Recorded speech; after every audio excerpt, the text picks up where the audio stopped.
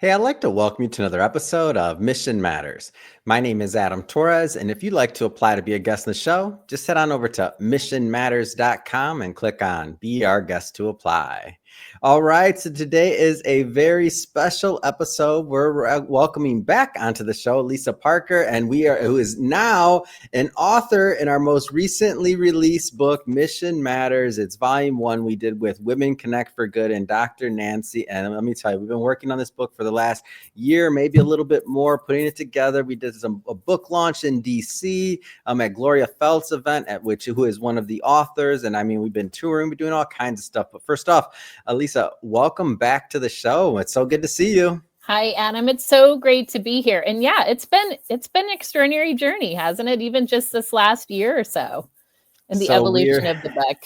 We're in 2025 now, and I definitely want to catch up, and we'll get into the book, of course, and much more. But just to get us kicked off, we'll start this interview the way that we start them all, with what we like to call our Mission Matters Minute.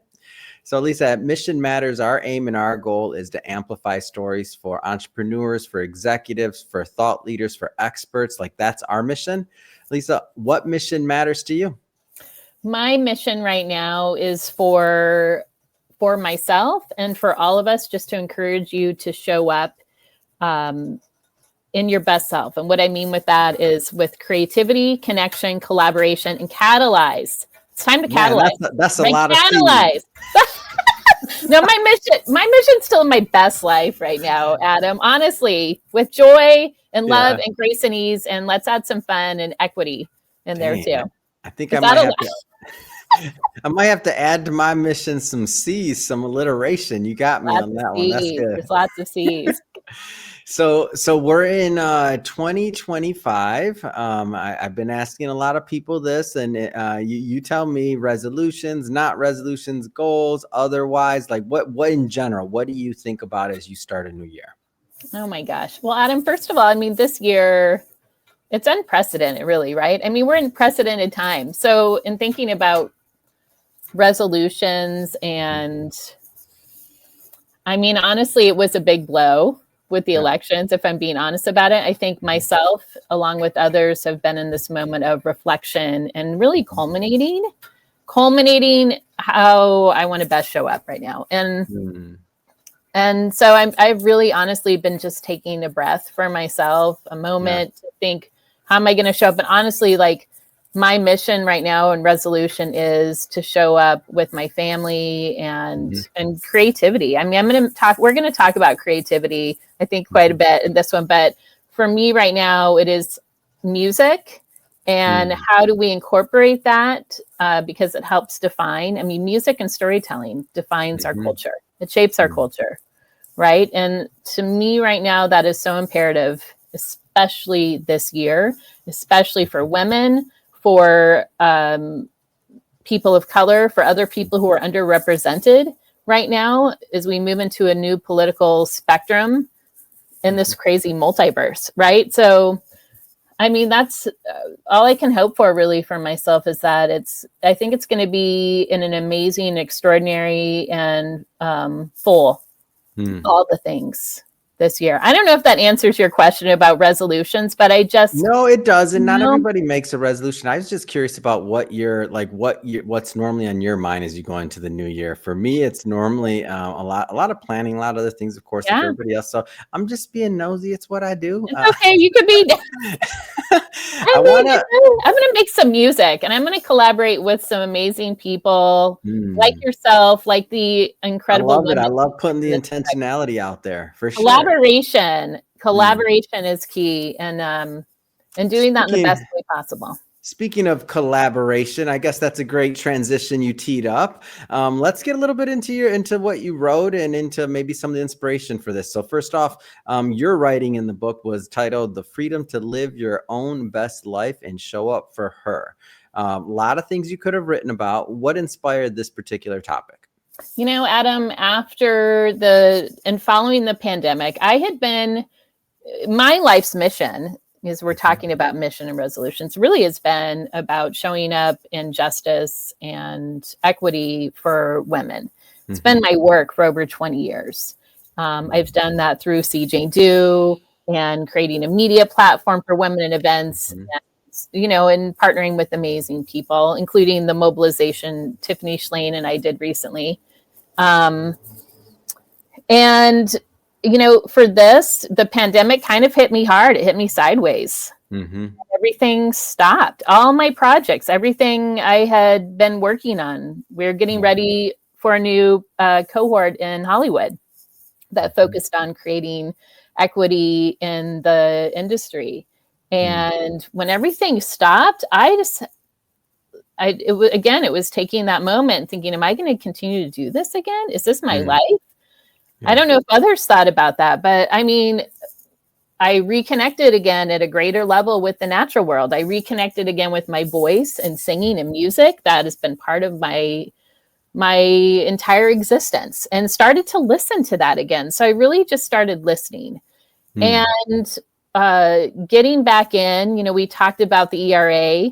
It's mentioned in the book, the Equal Rights Amendment, getting in with the ERA Coalition, getting back into that and storytelling. It really was a boost for me. And I'm so grateful for my experience with that. And let's hope the ERA is published soon. Come on, Joe Biden. I felt like it was a story. It was my story that was important to be told. And as I talk about show up for her, it was showing up for myself, but also providing tools to help support others, men and women, on how you can show up for yourself as well. Like, it is time. And the freedom to live your own best life is like, the pandemic showed us, like, life is fragile. It's short. Why not make the most of everything you were given? We have everything we need right now to make that happen. You were born with that. You were born with it, Adam, right? And how you show up on this. So when that invitation was given, I was like, I need to dive into my own personal quest and story about why I've been doing this and what it's looking like in the future. It's important right now. You mentioned that you've been on this path, for a solid, 20 years or a couple decades there. How did you know? And the reason I ask this question is because there's a lot of people out there that are like, it's uncertain times, as you said, a lot of different ways that they can go, and a lot of different people choosing different paths and their actions. How did you know that you were kind of on the right path to be working for and advocating and working towards women's issues? Like, how did you know?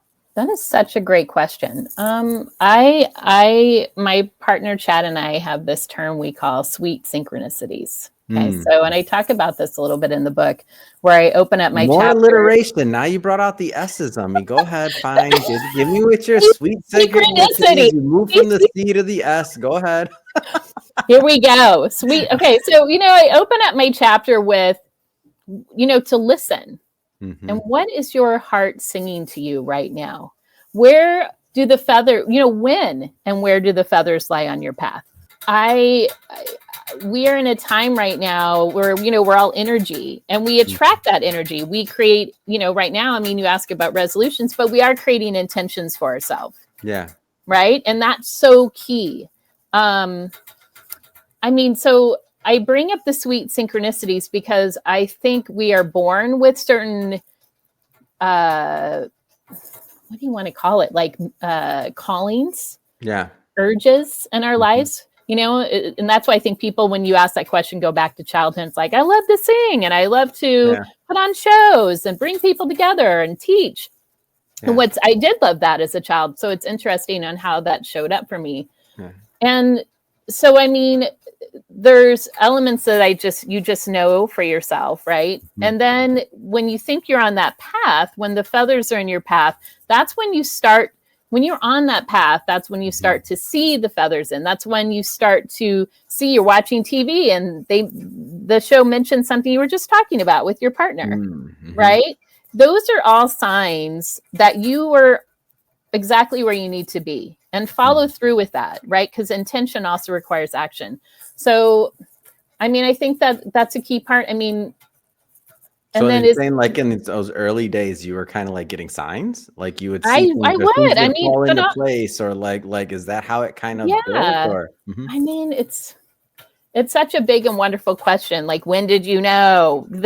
I'll tell you this: when I created See Jane Do, I would have things that showed up for me. Like, we moved to a small town from the city, and I had just told my ex-husband, like, I'm going to have a show. And Yeah. it's kind of like what you and I were talking about in your, I'm not going to Let's talk put about out that your intention. Vegas, I want everybody intention, to know, hey, I want to have a show in Vegas. I've been talking about this. right? I'm putting out all kinds of intentionality. And so there you go. Go ahead, continue, Sometimes please. we're an energetic channel. So I'm sometimes throwing out that right? energy. Hey, you get They're that putting Vegas. out. So I remember though, this is the crazy thing is like before I moved to this small town in Northern California, I was living in the city, working in training and organizational development. And I told Michael, my ex, I was like, you know what? I am going to have a show. It's probably going to be a radio show. It's probably not going to be commercial. It's going to be like Oprah-like, and it's going to focus on women. Now, mind you, I hadn't done radio since I was in high school. Wow. I was fortunate enough where at my high school we had a radio and TV station, and my professor said you should really follow through with this. And then it was like 20 years later. Yeah. So I make this declaration for myself. So make a declaration for yourself. And it's not up to us to decide what the details are of getting that. So I say that, fast forward, that year we're living in Nevada City, and all of a sudden I hear this radio station local talk about looking for broadcasters. And I was like, oh, I think that's what I'm supposed to do. And I ended up being one of like I had like I had a primetime show. I did it for 17 years. And when CJ Do happened, I just had that download, like, what about women? What about women? I just started writing and journaling every night. Things would just come to me. And so I think it's really important too, like just to write down, being unscripted and not have barriers. So now, how do I know now? Right. In addition to the sweet synchronicities, I really pay attention, Adam, to what is showing up in my life. Who are the people showing up in my life right now? I've met some extraordinary women and men just recently, and I'm listening to that. And I'm like, we're supposed to make something happen together. We're supposed to co-create something. And then we're holding each other accountable right now to ensure that we are sticking to whatever our true heart's desire and calling is. Right. And for me, right. So as I was mentioning, music and creativity and collaboration and so forth, social justice, I'm paying attention to that. So that's the long roundabout way of answering your question. But no, it's great. And what I think what it does too is it lets the listeners and the viewers have an opportunity to kind of reflect at those signs in their own lives. Because I think about that all the time. You call it sweet synchronicities. I call it miracles. I call it, just depends on like the like I don't really believe in the whole happenstance of it though. It just happened, and I feel like we get a lot of these signs and things that happen in our life, and if we're really in flow, we're really in tune, that you get to recognize more of them, and sometimes even at a faster pace, like depending on your energy and depending on your vibration. It's true. And it'll accelerate too when you're in that. So, I mean, even recently, part of the chapter I shared too is always having this dream of like, I'm supposed to live in New York City. Now I'm a West Coaster, California girl. Yeah. Right. But I just knew. And fortunately, my partner. One less person on the road out here, Dr. Nancy, if you're around, we got a little less traffic now.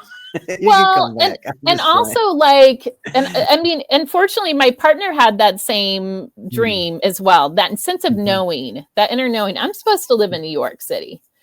Yeah. And so after the pandemic, I hope a lot more people here have that dream. I'm bi-coastal, so I'm still over there. I love, you know what, Adam? I love Brooklyn. I love New York. I love when more people from LA moved to New York. Sorry. I hope you do, because you know what? No, I said them. I'm fine. I like it here. I don't want that cold.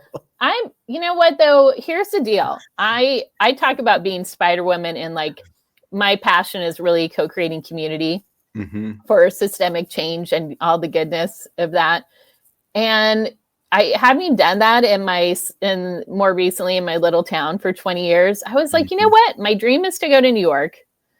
After the pandemic, I'm thinking, if not now, when is it going to be? I work remote. The team's over here in DC and New York. Let's go for it. Let's make it happen.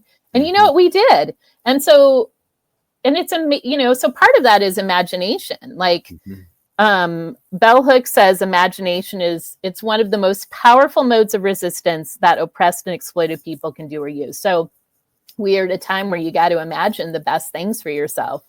And like Adam said, then you do need to have action into that, right? So you have intention, you declare it, write it down, tell somebody else, and then there's action. But the right people and resources will show up for you. So I have a spot in Brooklyn now at Brooklyn Bridge Park where we ended up right next to the water, which is what I envisioned, which is really crazy.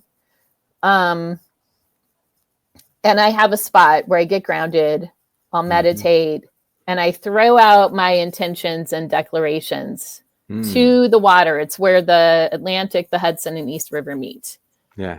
And it's really crazy, Adam. Like, it's wild that it'll have, like, all of a sudden I'll say it, and there's some, like, you know, even simple ways, like I was going back to California for a trip, and I was like, I'd really love somewhere to be, you know, swim in a pool, look at the ocean, and spend time with my girls who are both going to school back there. Literally the next day, a friend who I hadn't talked to in years sent an invitation to come stay at her beautiful home in Santa Monica, has a swimming pool, and my daughters could come as well. Wow. On the beach. Isn't that crazy? Sweet synchronicity. But yeah, I don't want to digress on it, but those are the exciting things. That's what I wanted. I wanted some goosebumps. You delivered. It's good. You know, like, so there you go. Like wows. And thank you. What do you hope? And obviously, there's a lot of things in the book and a lot of things in what you wrote. But what are some, like, what is one of like the key either takeaways or even just feelings that you hope that your readers are going to get out of reading your writing?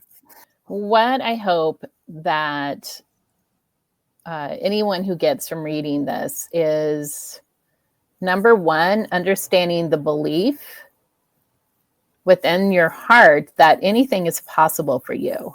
And like I said earlier, you do have everything you need to make that happen. The other part that I've shared a lot of stories in the chapter about how women are showing up for each other, and, you know, in different capacities, like through the cohort in Hollywood, which is still together. It's still a deep sisterhood. I'm going to see some of them on Friday, and showing up for each other. Yeah. So the other part of that chapter is how we do show up for each other. And especially for women, I think one of the great, I won't call it a trick, but a tool and resource for this is that when you show up for someone else, you're putting that muscle into action, right? Of what you also want for yourself. So, you know, if you're in a networking situation, you're at dinner, I love to introduce the other women who don't know each other to each other. But it's not just saying, oh, this is Dr. Nancy O'Reilly with Women Connect for Good. It's saying, hey, Dr. Nancy O'Reilly, this is Tiffany Schlane of Let It Ripple. And, you know, Dr. Nancy has done such an extraordinary job of showing up for other women, just published this incredible book, bringing in other women authors. And then Tiffany, you know, who's an incredible artist, and talk about imagination. Like, you two need to know each other, right? That's the next step too. So it's already doing a shout out for, like, this person's amazing, this person's amazing. And then I love to just explore, like, what is the connection for that? Like, what is the deeper connection? So, I mean, that's a big part of that chapter too, is just some tools and techniques and how you can show up for yourself and each other. But I mean, if anything, Adam, too, it's just, I think right now we all need that extra boost of, right? We're in really interesting times right now, and imagination is key. And to show up with wonder and love is essential. And so if my chapter, you know, reading that, you can get that little boost or the goosebumps for yourself. Like, that's all I need for that. Amazing. Well, Alisa, this has been a lot of fun having you on the show today and getting to finally catch up. It's been a little bit since we last spoke. I know. So final question, what's next? I mean, what's next for you? What's next for 2025? What's next for 2025? I'm doing some declarations like you have, Adam. So, I mean, here we go.